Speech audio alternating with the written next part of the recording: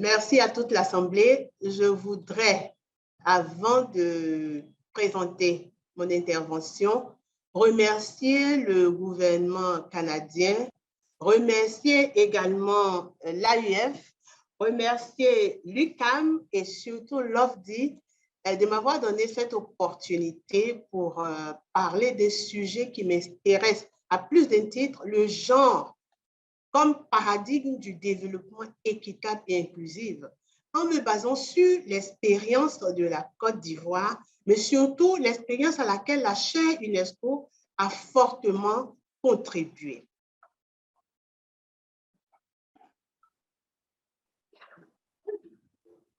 Donc, je vais mettre le plein écran. Voilà. Alors, donc, voici le thème. Et elle m'a déjà présenté, je suis vraiment pour les questions des gens et depuis près de 32 ans, je travaille sur ces questions-là. Voilà mon plan de présentation. Je vais d'abord faire une introduction sur laquelle nous allons peut-être réfléchir sur le genre et les ODD. Elle a dit tout à l'heure, l'Observatoire veut travailler pour les ODD. Ensuite, partager un peu les caractéristiques du genre que nous avons développé en Côte d'Ivoire, donner peut-être une définition que nous avons utilisée dans tous nos programmes et projets.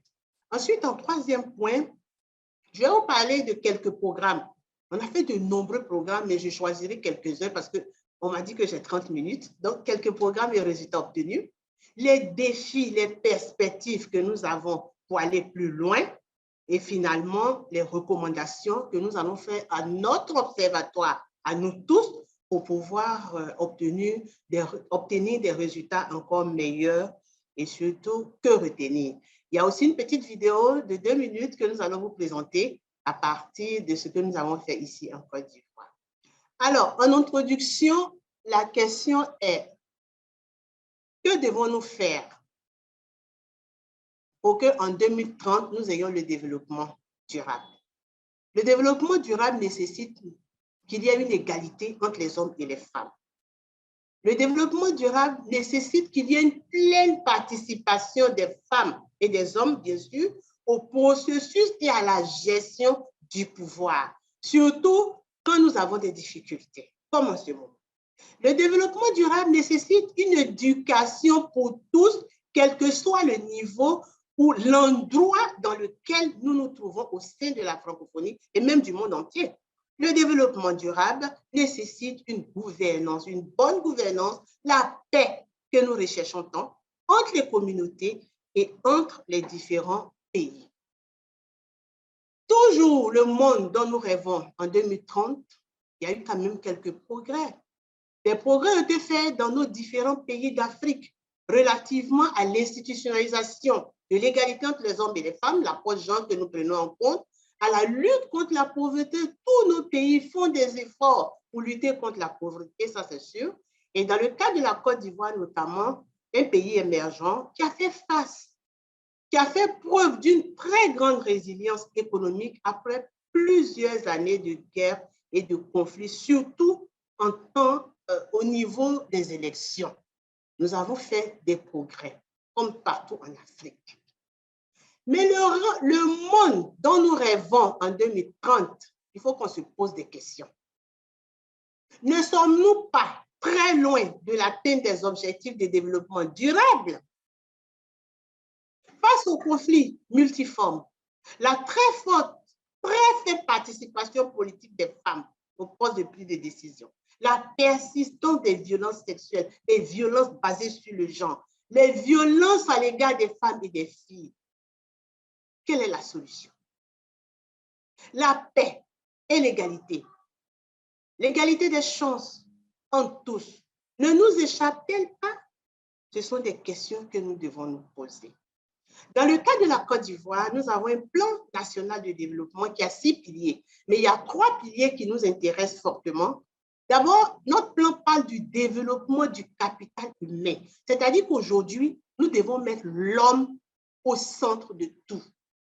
Deuxième élément qui nous intéresse au cours de cette présentation, c'est que notre PND dit que nous devons accélérer la transformation structurelle et culturelle de notre économie parce que tout part de l'économie, de l'administration et de la gouvernance. Et notre PND parle de l'inclusion, de la solidarité nationale et surtout de l'action sociale en intégrant le projet de la réconciliation. Donc, voilà ce qui nous guide ici en Côte d'Ivoire. Mais que faire pour transformer le rêve en une réalité historique? Puisque nous avons reconnu dès l'introduction que les ODD, on devait se poser des questions. Ce n'est pas à moi de donner la réponse, mais chacun de nous sait que les ODD, est-ce qu'on peut les atteindre? Pour nous, ce que nous devons faire, c'est d'abord de prendre l'approche genre comme la route, comme le moteur, vous l'avez dit vous-même, du développement durable et équitable. Si nous voulons vraiment atteindre ce développement, nous devons prendre l'approche genre. C'est le choix que nous devons opérer pour faire une différence nette et surtout pour accélérer l'atteinte des objectifs de développement en Afrique ici, mais même partout dans le monde, puisqu'aujourd'hui on parle de paix et de développement, les deux vont ensemble et le monde en a besoin. Donc voilà, pour nous, c'est une manière historique de pouvoir arriver à ce développement inclusif et durable que nous recherchons. Alors, si l'approche genre devait être une solution et devait être une manière d'avoir ce développement, quelles sont ces caractéristiques? Je vais donner d'abord quelques caractéristiques avant de parler de la définition. Pour nous, l'approche genre, c'est une méthode. D'abord, l'approche genre, je vais dire ce que ce n'est pas. Chez nous, l'approche genre, ce ne sont pas les personnes vulnérables, ce ne sont pas les femmes, ce ne sont pas les enfants, ce ne sont pas les hommes, ce ne sont pas les minorités. L'approche genre, c'est quoi? L'approche genre, c'est une méthodologie, c'est comme ça que nous l'avons utilisée, efficace pour accélérer les transformations structurelles dont nous parlons, pour avoir un développement économique, social, culturel viable. Pour nous, l'approche genre, c'est une manière de penser, c'est une manière de faire le développement, c'est une démarche qui nécessite un savoir, un savoir-faire, un savoir-être, un savoir-vivre. Parce que quand on va parler des stéréotypes qui bloquent notre mentalité, si on n'a pas ce savoir, on ne peut pas avancer. L'approche genre, c'est un outil de leadership. Nous, on a fait l'expérience. Vous allez voir, quand on forme les gens, ils deviennent des leaders pour construire le développement. C'est un outil de gouvernance qui optimise le capital humain. L'approche genre, c'est une stratégie d'analyse. C'est une stratégie de diagnostic, d'intervention qui tient compte des besoins spécifiques, pratiques, aussi bien des femmes que des hommes, des filles que des garçons. C'est un instrument, j'ai envie de dire, de révolution sociale et culturelle au service de l'équité et de l'égalité des chances. Alors, quelle est la définition que nous avons adoptée dans nos différentes politiques? Ça a été vraiment inspiré par la chaire UNESCO, mais la politique genre de la Côte d'Ivoire a adopté une définition que je vais vous donner. Le genre, c'est une approche de développement, comme je le disais tout à l'heure, qui vise à corriger, à régler les inégalités sociales en termes d'éducation, de santé, les inégalités économiques en termes d'accès aux revenus, qui a accès, qui n'a pas accès, la productivité économique, le marché du travail, qui on trouve sur ce marché, l'analyse budgétaire, quel est le budget qui revient aux femmes et aux hommes, les inégalités politiques, qui prend les décisions pour que le monde soit équitable et durable, les inégalités culturelles, vous savez que le genre varie d'un pays à un autre. Donc, les inégalités culturelles qui nous empêchent d'aller au développement, qui sont entre les femmes et les hommes, entre les filles et les garçons, il faut les corriger. Le genre permet, avec ses outils bien sûr, de relever les injustices, les discriminations qui sont souvent tolérées, qu'on ne voit pas, qui sont cachées, le plus souvent malheureusement à l'encontre des femmes, et ça entrave le développement. C'est vrai qu'il y a des inégalités au niveau des hommes, mais la majorité, c'est au niveau des femmes. Vous allez voir tout à l'heure dans nos programmes, nous allons faire beaucoup pour les femmes, mais nous allons faire aussi pour les décideurs hommes, pour que nous puissions marcher ensemble. Alors, on dit qu'une politique qui intègre la notion de genre, c'est une politique, c'est simple, qui analyse, qui examine de manière comparative, toujours, il faut comparer, la situation des femmes et des hommes, la situation des filles et des garçons. Identifier les sources d'inégalité. Qu'est-ce qui bloque? Il faut aller identifier avec les outils et pouvoir les réduire. C'est ça la politique genre. Alors, cette politique genre nécessite qu'on connaisse des outils très importants avant de pouvoir l'utiliser efficacement. Moi, je dis toujours aux gens que le genre, c'est comme l'outil informatique. Quand vous voulez traiter des questions de, comment on dit, des tests, vous prenez le Word. Quand vous voulez traiter les questions des chiffres, vous prenez Excel. C'est ça le genre. Il faut vraiment que ça soit connu de tous au niveau de notre chère francophonie. Avec cet outil, ce n'est pas de la théorie, je l'ai dit, c'est la pratique. Quels sont les programmes que nous avons développés? Moi, je suis dans le genre depuis 32 ans au moins. Quels sont les outils qu'on a développés, les programmes, les résultats qu'on a obtenus? Alors là, j'en ai 7, mais je ne sais pas avec mes 30 minutes si je pourrais faire tous les 7, on va essayer. D'abord, le Compédium, elle a dit tout à l'heure, qui a été fait meilleur programme africain par le PNUD, le programme des Nations Unies pour le développement. Programme spécial par l'UNESCO pour tous les pays de l'UNESCO. Meilleur programme par la francophonie qui a mis sur son site. Nous allons le partager un peu plus longtemps que les autres. Il y a le programme aussi de l'ingénierie du genre qui est adressé aux décideurs que nous avons mis en place parce que le genre est une approche de décision. Donc, si les décideurs ne sont pas au courant, au parfum de ces outils, ils ne peuvent pas prendre des décisions. Nous avons développé aussi un label de certification pour les entreprises et que nous allons vous présenter brièvement parce que dans tous les cas, l'Observatoire est là pour plusieurs échanges dans plusieurs années, donc on aura le temps de tout vous expliquer. Il y a également le master en genre que nous venons d'ouvrir cette année parce que tout à l'heure, on parlait de recherche, de statistiques. On s'est dit, avec tout ce qu'on a eu comme expérience depuis plus de 30 ans, il faut aussi le master, il faut développer ce master, faire de doctorat et tout ça pour pouvoir faire à l'université de Cocody. Nous avons également un sujet qui est d'actualité, alors qu'en 2008, nous avons développé un programme avec l'État de Côte d'Ivoire qu'on a appelé le PADIOS, le Centre de prévention d'appui aux femmes victimes de violences sexuelles. On était en 2008.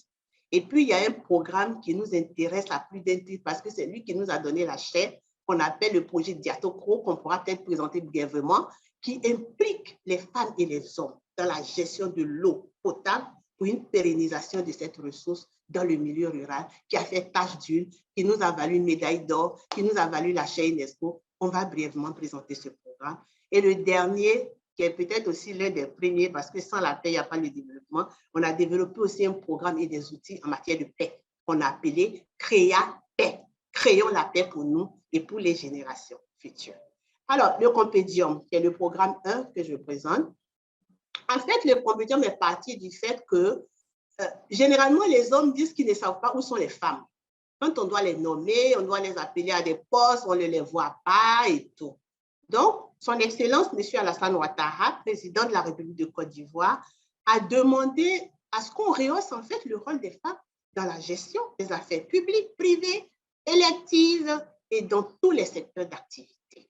C'est comme ça que nous avons conçu le programme Compédium. Alors qu'on avait déjà toutes les lois, on avait des politiques, il fallait vraiment aller à la réalité. Alors, quels sont les objectifs que nous sommes donnés? Vous les voyez sur l'écran. D'abord, il fallait renforcer la visibilité. On dit qu'on ne voit pas les femmes. Alors, il faut renforcer la visibilité à travers la base de données, leur participation, le leadership, parce que c'est ça, des femmes dans la gestion des affaires publiques et privées. N'oublions jamais que les femmes sont aussi bien dans le public que le secteur privé. Ensuite, notre deuxième objectif, c'était de fournir des informations utiles et en temps opportun pour la prise de décision concernant le recrutement, la nomination, la représentation des femmes, des compétences féminines qui sont partout sur le territoire ivoirien et ailleurs. Ensuite, notre troisième objectif, c'était d'identifier les secteurs où les femmes ne sont pas, elles sont sous-représentées, afin de citer à des mesures correctives. Et dernier objectif, c'est de favoriser la mise en réseau des femmes. Quelles sont les femmes qui sont concernées par notre compétition? Il y a d'abord les femmes cadres de haut niveau, qui ont le bac+4, qu'on devait accompagner pour qu'à leur tour, elles puissent accompagner les autres. Il y a aussi les jeunes filles diplômées qui ont des compétences qu'il faut accompagner pour qu'elles aussi elles puissent s'épanouir. C'est ce que nous avons fait avec ces jeunes filles-là, qui aujourd'hui peuvent créer leurs entreprises, qui témoignent, qui ont eu de l'emploi. C'est cela. Il y a aussi les femmes de la diaspora. Elles ont des connaissances, elles sont ivoiriennes, elles sont au Canada, aux États-Unis, au Sénégal. Ces femmes-là peuvent apporter l'expérience qu'elles ont acquise là-bas. Nous avons des stratégies pour elles. Et enfin, ce qui est plus important pour nous, ce sont les femmes de tout niveau, les femmes du milieu rural. Elles n'ont pas forcément de CV, elles ne sont pas forcément allées à l'école, mais elles ont de la compétence. Il fallait aller les retrouver, les mettre en lumière pour qu'à leur tour, elles puissent partager ce qu'elles savent avec les autres. C'est ce que nous avons fait avec nos 4 cibles. Et quelle est la stratégie utilisée? En fait, nous avons beaucoup utilisé les stratégies de la communication, de la technologie. On était en 2011 déjà, et nous avons pensé que c'était l'essentiel. Communiquer, créer la base de données, demander aux femmes de s'inscrire. La deuxième stratégie, c'était une stratégie différenciée par cible. Je vous ai montré les 4 cibles. Il y a les femmes, il n'y a pas la femme. Il faut savoir utiliser une stratégie par cible pour avoir des résultats. C'est ce que nous avons fait. Et ça, on pourra partager plus tard. Et surtout, on sortait de crise. On était en 2011, quand le Compédium est né, on s'est dit, il faut sans distinction d'ethnie, de religion, de parti politique. Il faut que les femmes se mettent ensemble pour créer ce mouvement révolutionnaire qui va les aider à s'épanouir et à aider aussi la Côte d'Ivoire. Alors, quelques acquis rapidement. On a une base de données aujourd'hui qui est évolutive. Même aujourd'hui, s'il y a une femme ivoirienne qui est dans un pays qui m'entend, elle peut s'inscrire. On a plus de 15 000 femmes qui sont sur notre base de données. Vous avez là le site, vous pouvez visiter. Nous avons, à partir de la base de données, édité un annuaire que vous voyez ici sur la droite. Et dans cet annuaire, on a 1003 cadres, 1003 femmes cadres de haut niveau. Et dans cet annuaire, des gens ont nommé des femmes qui ne connaissaient pas ni leur religion. Ils ont juste vu les identités, leurs fonctions et ils ont nommé ces femmes-là. On l'a donné aux décideurs. Et en fait, on a mis les femmes en réseau pour qu'elles puissent travailler, surtout que la Côte d'Ivoire avait vraiment besoin de paix. On a créé les femmes médiatrices. Quelques acquis qui nous semblent importants. On ne va pas tout donner en 30 minutes. Pendant les élections, la CEI nous a appelés pour nous dire que les femmes ne sont pas inscrites sur les listes électorales. On était à 37% de femmes. En 2 semaines, avec notre base de données, on est passé à 49% de femmes. C'était en juillet 2016. Et la CEI, la Commission électorale, nous a félicité pour cela. Quand le mouvement de femmes se met en place, ça marche. Deuxième élément, c'était le renforcement de la participation politique des femmes. En 2011, on avait 105 femmes candidates. On s'est dit, il faut former les femmes, il faut leur apprendre à se tenir, il faut leur apprendre le mécanisme des élections. On a fait cela et on a eu 328 femmes. C'est-à-dire que le nombre a triplé en moins de 6 mois en 2011 et en 2021, on est passé à 452 femmes. C'est vrai qu'on a fait des études qui ont montré qu'il y a encore des défis à relever, mais ça nous a permis de savoir que c'est encore possible avec le Compédium. Quelques acquis, il y a l'élection des femmes de très bas niveau, niveau CP, CP2, c'est-à-dire à peine analphabètes qui ont été élus députés dans ce pays en 2016 grâce au Compédium. Nous-mêmes, on en était émerveillés. C'est que c'est possible avec les femmes de tout niveau. Et en fait, aujourd'hui, si vous voyez en Côte d'Ivoire, il y a une explosion de structures d'ONG qui travaillent pour les femmes, qui ont été renforcées par le Compédium, de près ou de loin, et aujourd'hui, tout le monde travaille sur ce secteur-là. Alors, quelques acquis. Le Compédium, elle a dit tout à l'heure dans la présentation, a été fait meilleur programme africain, a été fait meilleur programme par plusieurs structures. Et vous voyez les délégations qui viennent en Côte d'Ivoire chaque fois. En 2020, on a eu la Guinée, vous avez l'image. On a eu aussi dernièrement RD Congo, on a eu RDC, on a eu le Mali que vous voyez. Et je suis passée plusieurs fois sur l'antenne de Denise Epoté de TV5 Monde pour partager l'expérience du Compédium. Donc, je vous présente ces quelques résultats. Mais il y a eu aussi les résultats d'évaluation externe, c'est-à-dire des études de recherche qui ont été faites. Je vous donne quelques chiffres. Par exemple, 88% des femmes du Compédium affirment que le Compédium a boosté la participation des femmes dans les débats sur l'égalité hommes-femmes. Il faut que les femmes participent. 90% des femmes affirment que le Compédium a boosté l'engagement de ses propres membres à poser des actes de valorisation pour les autres. C'est comme ça qu'on peut y arriver. Il y a aussi 72% qui pensent que l'ambiance familiale a changé. 90% des femmes qui participent aujourd'hui aux questions et qui pensent que le Compédium peut réduire les inégalités entre les hommes et les femmes parce qu'on booste les femmes. Donc, vous avez les résultats. Je vais passer au deuxième programme. puisque notre temps est limité. Le deuxième programme, je vous ai parlé de l'ingénierie du genre. L'ingénierie du genre, c'est un programme qu'on a destiné aux décideurs. Comme je vous ai dit, si on ne connaît pas l'outil genre, l'outil informatique, l'outil de pratique du développement, on ne peut rien faire.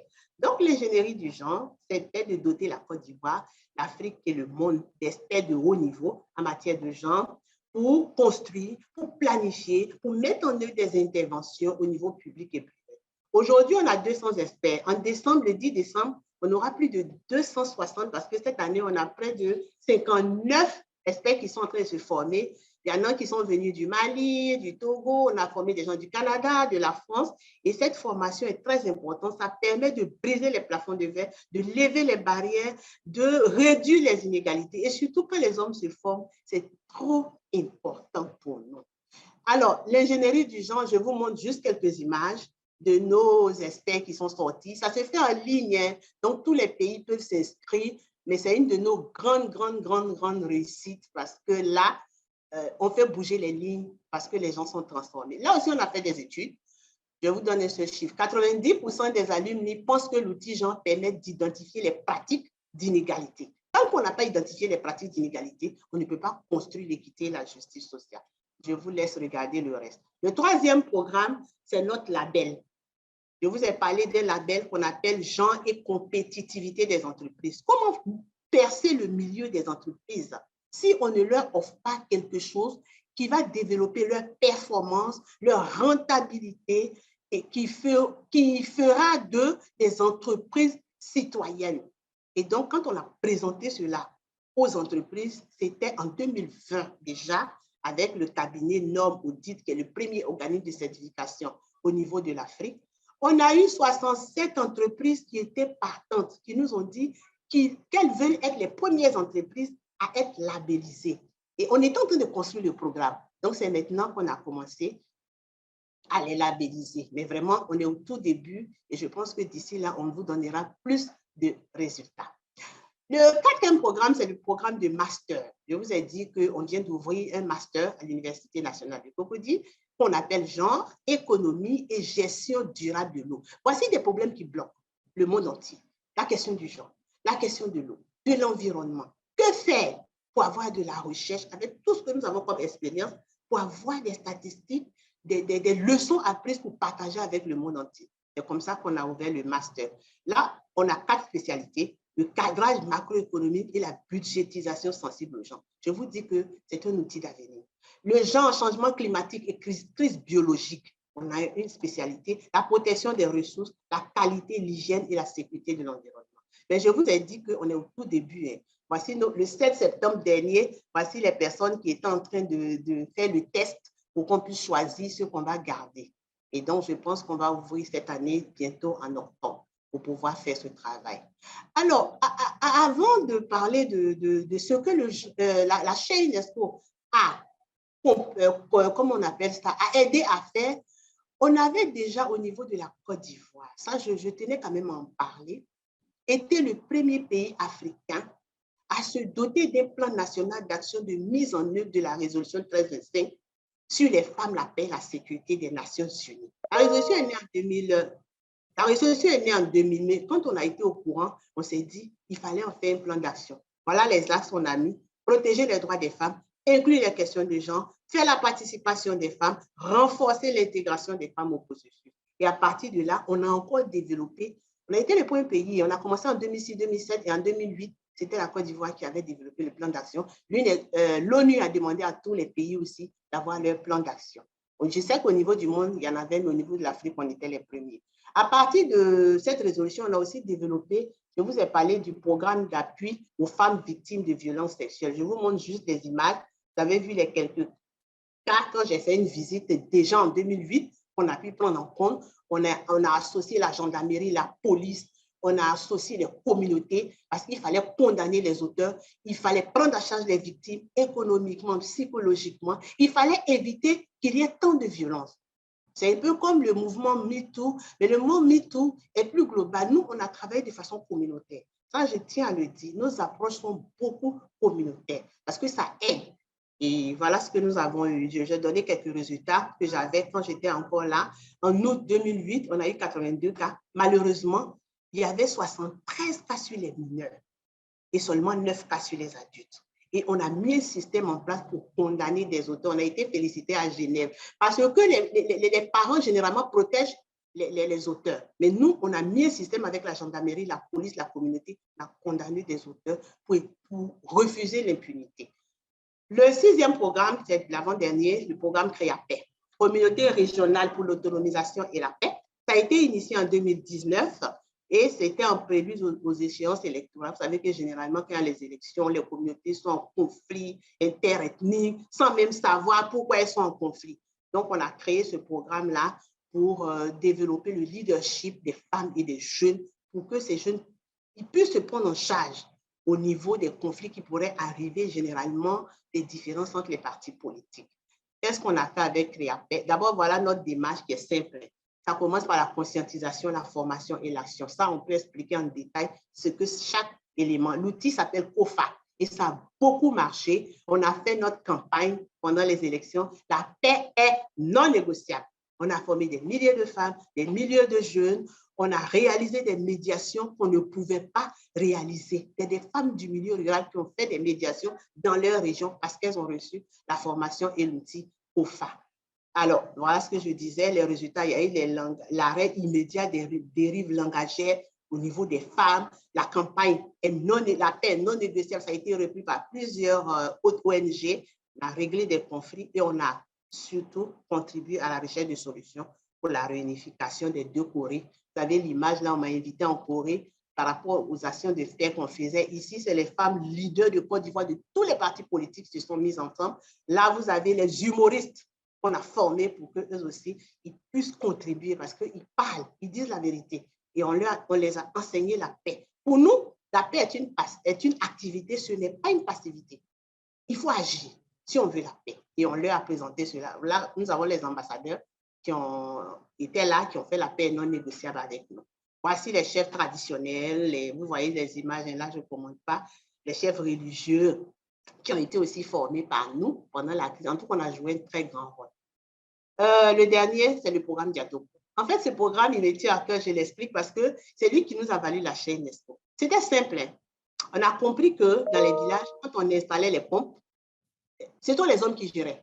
Alors que ce sont les femmes qui, à 90%, partaient pour rechercher de l'eau. Donc, on a dit d'impliquer les hommes et les femmes dans la gestion. On a donné notre stratégie, on a pris nos outils, Jean, et l'UNESCO a crié « Waouh !» Ils nous ont donné une médaille d'or et ils nous ont fait titulaire de cher UNESCO. Donc, voilà un peu, c'était une réponse à la problématique de la gestion durable des ouvrages et de la pérennité de l'eau en milieu rural. Ça fait 17 ans. Les villages dans lesquels nous avons expérimenté ce programme-là ont de l'eau potable. Donc, plusieurs pays sont venus aussi visiter. Ça aussi, je peux partager au niveau de l'observatoire. Voilà quelques images. Nos femmes commencent à faire des activités génératives de revenus parce qu'elles ont accès à l'eau, parce que l'eau est source de vie. Alors, les défis et perspectives. Il me reste que quelques minutes. Le premier défi, c'est que nos programmes doivent être rentables pour tous. Donc, ces programmes-là, on devait pouvoir les partager à tous pour que les élargir, les étendre, pour avoir un impact en vue de toucher un plus grand nombre de bénéficiaires. Si on veut que les chiffres changent au niveau de la Côte d'Ivoire, il faut étendre. Le deuxième défi, c'est la participation politique des femmes au pouvoir des décisions. Les femmes ont une manière de gérer. Les femmes ont des connaissances, il faut les intégrer. Là, j'ai mis les résultats d'études que nous avons faites, mais je ne les lirai pas à cause du temps. Troisième recommandation, c'est que nous devons mobiliser plus de ressources financières pour développer tous nos programmes. Vous avez la chaire, c'est une think tank, c'est une quintessence. On développe, on le fait en appui aux actions de l'État, mais on doit les faire tous passer à l'échelle. On doit former aussi les jeunes pour que l'approche genre, pour construire une nouvelle génération de jeunes qui sont sensibles, gage d'une société d'égalité. Et en dernier lieu, nous voulons accompagner les pays qui viennent en Côte d'Ivoire pour que, et le reste du monde, bien sûr, pour la mise en place de ces mécanismes appropriés qui vont nous amener au développement. Des mécanismes que vous avez appelés best practices. Les recommandations à l'OFDI pour finir. Nous voulons que l'outil genre soit un outil transversal, soit une vision du monde partagé comme un patrimoine mondial. Nous voulons œuvrer pour la transformation culturelle, structurelle, pratique, les normes, les croyances qui compromettent le développement pour qu'on ait l'équité entre les hommes et les femmes. Nous voulons que l'OCDE appuie les États dans l'analyse de la budgétisation sensible aux genre en vue de renforcer et intégrer la dimension genre dans le cadrage macroéconomique. Ça, c'est un gros défi. Appuyer le partage d'expériences des pays donateurs de solutions. Il y en a plusieurs, ce n'est pas que la Côte d'Ivoire. Je me rappelle qu'à Addis Abeba, il y avait 3 autres pays qui avaient de très belles expériences. Il faut harmoniser aussi les outils, les indicateurs de l'approche genre en veillant aux us et aux coutumes à chaque pays. Parce que le genre varie d'un pays à un autre. Il faut appuyer les institutions et les programmes de formation qui ont fait leur preuve. Ensuite, valoriser le partenariat et le réseautage au niveau international. En conclusion, on va retenir que l'approche genre, c'est la roue du développement, c'est le moteur du développement durable. Toutes nos initiatives développées que nous avons présentées en prêt contribuent chacun à son niveau de façon transversale à l'atteinte des objectifs de développement durable et équitable. Alors, je vous ai présenté, à chaque fois que je fais une présentation, on me demande quelle est ma motivation. J'ai écrit un livre que vous pouvez trouver sur Amazon qu'on appelle « Le secret d'une aventure, celle qu'on n'attendait pas au sommet ». Donc, vous pouvez le lire, on pourra échanger là-dessus. Je vous remercie de votre aimable attention. Mais avant de finir, je voudrais partager avec vous, je pense que c'est votre équipe qui le fera, le petit témoignage d'un commissaire de police qui a été formé par nous. Et j'ai vraiment aimé, c'est 1 minute et demie. Vous allez regarder et à très, très, très, très vite. Merci à tous, merci à chacun.